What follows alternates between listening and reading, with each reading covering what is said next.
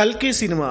ఈ సినిమాలో ప్రభాస్, అమితాబ్ బచ్చన్, కమలా హాసన్, దీపికా పదుకొనే ఇంకా చాలామంది నటించారు. కల్కి మూవీ గురించి ఒక ముక్కలో చెప్పాలంటే ఎక్స్పెక్టేషన్స్కి మించింది.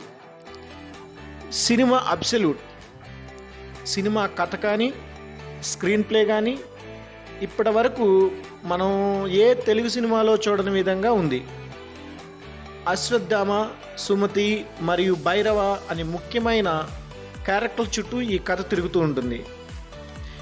ఈ చిత్రంలో చాలా కామియోస్ ఉన్నాయి, అన్నీ చాలా బాగున్నాయి.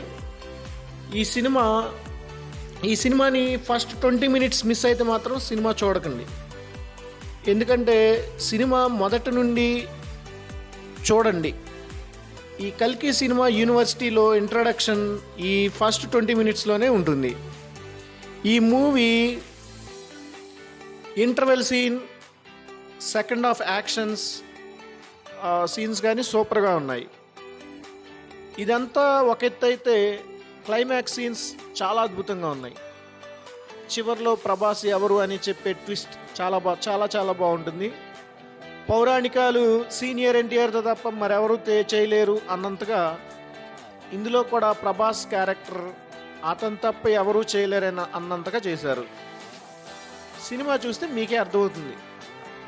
ఈ సినిమా గొప్పదనం ఏంటంటే మైథాలజీ మరియు టెక్నాలజీని మళ్ళీ ఇమోషన్స్ని పర్ఫెక్ట్గా బ్లెండ్ చేసి మంచి సినిమా తీయాలనే ఇంటెన్షన్తో తీశారని మనకు అనిపిస్తుంది.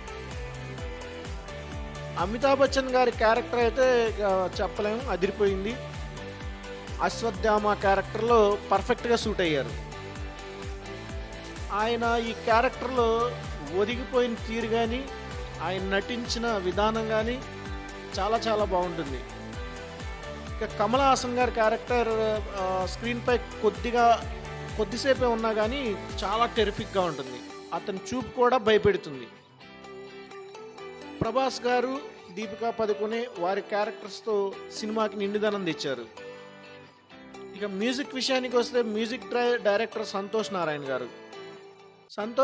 గారు పాటల విషయానికి వస్తే అంత లేదు కానీ బ్యాక్గ్రౌండ్ మ్యూజిక్ మాత్రం బాగా ఇచ్చారు.